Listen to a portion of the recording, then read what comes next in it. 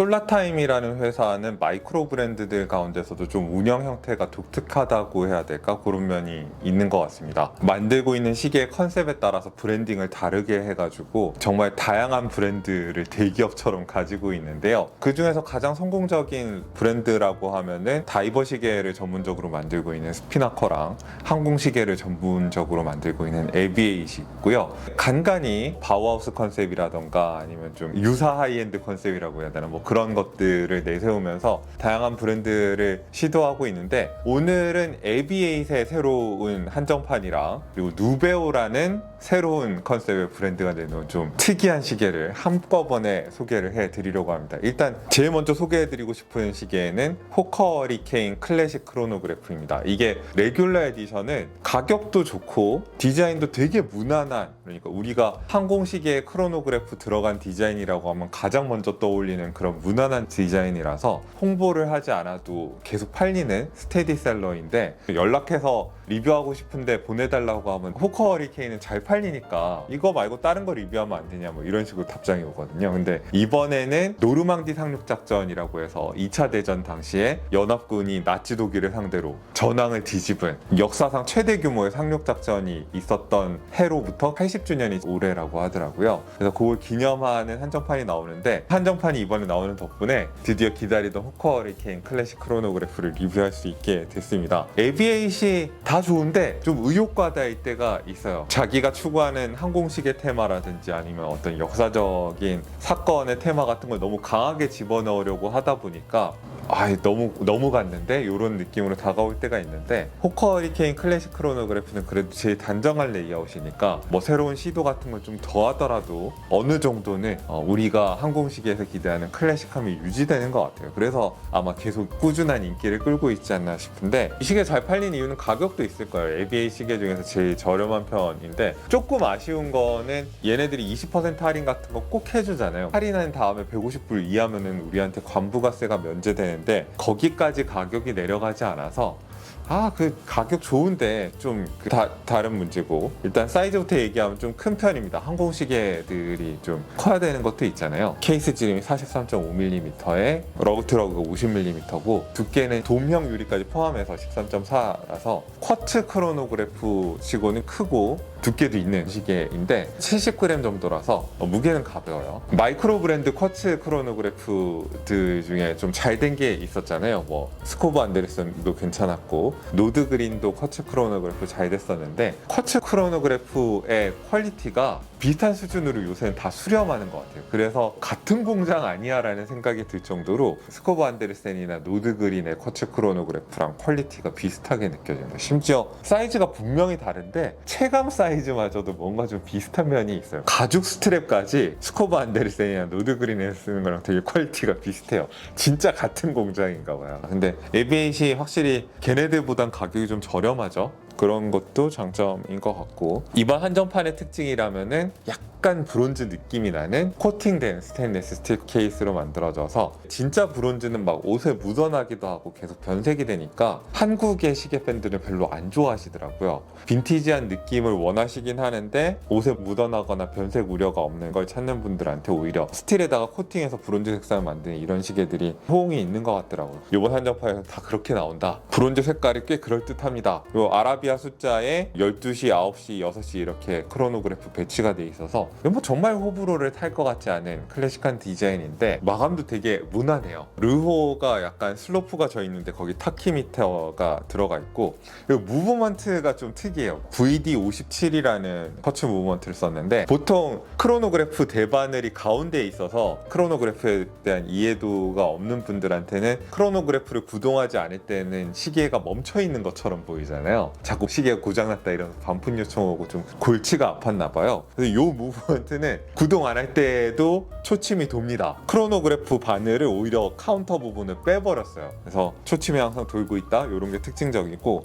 크로노그래프를 동작시켜 보면은 이게 10분의 1초까지 측정하는 크로노그래프라서 초반 1부는 굉장히 12시 방향에 있는 카운터가 빨리 돈다는 거, 특별한 한정판이니까 몇 가지 노르망디 상륙작전과 관련된 디자인 요소들이 추가가 되어 있습니다. 예컨대 12시 방향에는 오퍼레이션 오버로드라고 해서 오버로드 작전이라고 불리기도 했던 노르망디 상륙작전의 작전명이 빨간 글씨로 들어가 있고, 3시 방향에 있는 호커 하리케인이라는 글씨 아래에 골드 해변의 좌표가 깨알같이 음각으로 여기에 찍혀 있습니다. 그런 게 좀 재밌고, 9시 방향에 인베이전 스타라고 해서 연합군이 자기네 표식으로 1943년부터 사용했던 이 별 모양의 서클이 그려져 있는 이 인베이전 스타 로고가 카운터 디자인에 또 활용이 됐다는 거. 1944년에 있었던 작전이잖아요. 그래서 6시 방향 카운터에는 19랑 44에다가 빨간색으로 표현을 해놨어요. 그리고 올해가 2024년인데 그것도 타키미터 부분에 20과 24에 해당하는 부분에다가 빨간 글씨로 표현이 되어 있고, 8시 인덱스가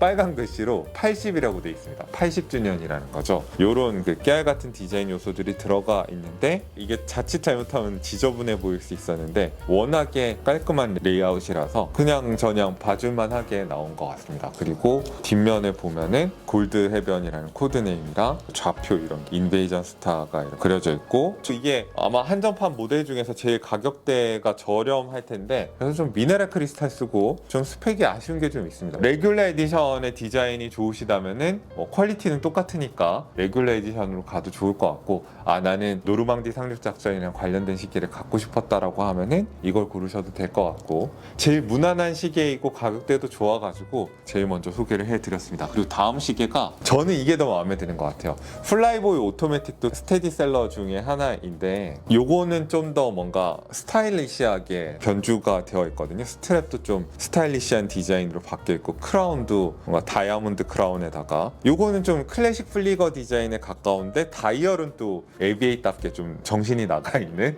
그래도 과하다는 생각까지는 안 들어서, 얘도 9시 방향에 보면은 유타 해변의 좌표가 이렇게 되어 있습니다. 똑같이 이제 브론즈 색상으로 코팅된 스틸 케이스인데, 마감에 좀 더 신경을 써서 베젤에 폴리시된 구간이라든지 케이스 모서리에 폴리시된 빗면 들어가는 것들이 좀 더 마감에 신경을 쓴 느낌이에요. 그 크라운의 디테일 같은 것도 어느 정도 있고, 그래서 확실히 퀄리티는 앞서 본 그 시계보다 좀 좋은 것 같다. 다이얼이 상당히 입체적으로 잘 나왔는데, 색깔 입히기 전에 뒤에서 모양대로 이렇게 눌러가지고 튀어나오도록 이렇게 만든 다음에 그 일부 인덱스 같은 요소들은 붙여서 만든 것 같아요. 그래가지고 굉장히 다양한 질감과 입체감을 가지고 있는 그런 다이얼인데, 좀 성의 있게 만든 마이크로 브랜드 시계를 좋아하시는 분들이라면은 좀 좋아할 만한 요소가 될 것 같습니다. 사파이어 크리스탈을 쓰기는 했는데 너무 싱글돔을 좀 높은 걸 써가지고 시인성은 조금 방해가 될 정도로 무반사 코팅이라도 좀 세게 해주든지 아쉬운 것 같습니다. 거의 수정구슬 수준이거든요. 이렇게 보면 다이얼의 입체감을 더 강조할 수 있긴 하거든요. 시계유리가 매력적이기도 하면서 좀 아쉬운 면이 있다. 미오타의 8245 무브먼트로 구동하는 시계인데, 미오타 무브먼트가 가운데 초침이 있을 때는 이렇게 세게 흔들었을 때 초침이 멈췄다가 다시 가고 그러거든요. 이게 기어들의 연결이 잠시 끊어졌다가 다시 붙고 뭐 이런 현상이 생겨서 그런데, 초침 위치가 원래 스몰 세컨즈용으로 만들어졌던 무브먼트라서 그거를 중앙으로 붙이는 과정에서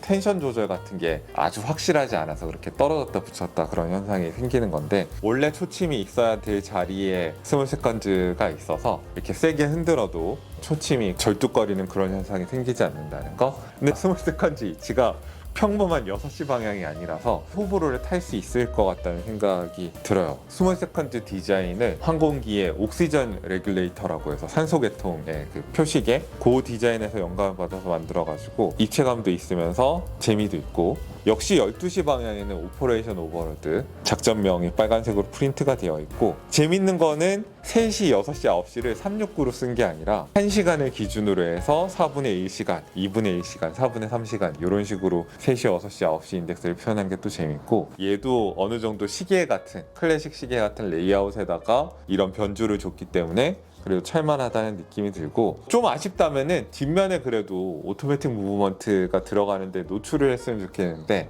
이 한정판 관련 디자인 요소들이 뒤에 들어가 있기 때문에 또 인베이전 스타랑 좌표 그려져 있고 이래가지고 뒷면이 안 보인다는 거, 그런 건 좀 아쉽긴 합니다. 스트랩은 굉장히 마음에 드네요. 뭔가 좀 스타일리시하고, 그래서 이번 한정판 중에서 제일 제 마음에 드는 건 요거인 것 같습니다. 제일 추천을 드리고 싶고, 제믹스나 게임보이 같은 가정용 게임기 같은 거 어렸을 때 하신 분들이 있는지 모르겠지만은, 사실은 저희는 스페이스 인베이더 세대가 아니라 갤러그 세대이긴 한 것 같은데, 아니 갤러그도 아닌 것 같다. 갤러그도 저보다 좀 형들이 즐겼던 것 같긴 한데, 아무튼 간에 스페이스 인베이더가 슈팅 게임의 원조격이 되는 게임이잖아요. 1978년에 나왔고 적들이 플레이어를 공격을 하잖아요. 박진감이 있었죠. 그거 참 스테이지 계속 올라가면서 깨는 재미가 있었던 그 스페이스 인베이더가 45주년이 됐습니다. 45주년을 기념하는 한정판이 나왔는데, 색상당 150개 한정판으로 만들었는데, 이 누베오가 솔라타임에서 하고 있는 브랜드 중에서 제일 실험적인 디자인을 많이 시도하는 시기예요. 10운 초침을 다 없애버리고 이걸 다 디스크로 돌려가지고, 스페이스 인베이더 게임에서 죽이면 제일 점수 많이 올라가는 적이 UFO잖아요. 가끔씩 이렇게 지나가는 앤데, 그 UFO를 아예 세컨드로 썼어요. 그래서 제일 가운데 디스크에서 돌리고, 그 다음에 분단위 디스크가 돌아가고, 제일 높이가 낮은 바깥쪽의 디스크가 아워 디스크인데, 이렇게 다 돌아가는 디스크로 시간을 표현한 게 되게 재밌고 굉장히 입체감이 있습니다. 아까 플라이보이 리뷰하면서 수정구슬 같다고 했는데, 얘는 심지어 더 심해요. 도명의 의리가 거의 뭐 여기다가 소원을 빌거나 백설공주 어디 갔는지 물어봐도 될 것 같은 그런 느낌인데, 사파이어 크리스탈이 이렇게 높은데, 아까 ABA 거는 솔직히 가독성이 방해된다고 했는데, 얘는 빛이 맺히고 이러는 게 더 신비하게 느껴지거든요. 아무튼 간에 알록달록하고 되게 귀엽고 입체적으로 잘 만들었어요. 70만 원대 시계에서는 보기 힘든 그런 디테일들이 있고, 심지어 200m 방수입니다. 200m 방수의 스크루다운 크라운이에요. 정말 스포츠 시계로도 쓸 수 있는 스펙인데, 그리고 야광도 되게 재밌고 박스도 굉장히 근사한 거 주고, 무브먼트는 세이코 거 들어가고 NH38A인 것 같아요. 왜 울트라 하이엔드로 가도 이런 미친 컨셉의 시계는 되게 정신없이 크잖아요. 이 시계도 정신없이 큽니다. 48mm에 러그 트러그가 55mm, 두께는 19mm. 브레이슬릿이 퀄리티가 좋습니다. 클래스프는 뭐 티소에서도 보고 뭐 해밀턴에서도 본 것 같은 그런 좀 평범한 퀄리티이긴 하지만은, 그래도 이 부분이 좀 실체감도 있고 유연해서 착용감이 좋거든요. 그리고 무게 배분도 되게 잘 돼 있어서 큰 시계인데도 차고 있어도 되게 불편하지 않고, 그래가지고 데일리로 차도 되긴 합니다. 70만 원으로 어차피 압도적인 퀄리티의 시계를 사기 힘들다면은 이 가격대에서 제일 재밌는 시계를 찾고 싶다, 뭐 이렇게 생각하실 수도 있는데, 그러면은 누베오는 상위권이지 않을까. 이거보다 재밌는 게 대기업에서 나올 것 같지는 않거든요. 보기에는 되게 장난스러워 보이는데 만듦새가 괜찮아요. 어느 정도 고급감도 있습니다. 그러니까 아예 정신이 나갈 거면 이 정도로 나가야 되지 않나. 사실은 오늘 리뷰한 시계 중에서 이게 제일 마음에 드는 것 같아요. 의외로 잘 어울립니다. 의외로 잘 어울려? 자, 이렇게 해서 오늘 시계 3개를 한꺼번에 리뷰를 했는데, 오늘도 여러분들께 유용한 정보가 됐기를 바라고요. 이상 여기는 생활인의 시계 채널, 저는 김생활이었습니다. 안녕히 계십시오.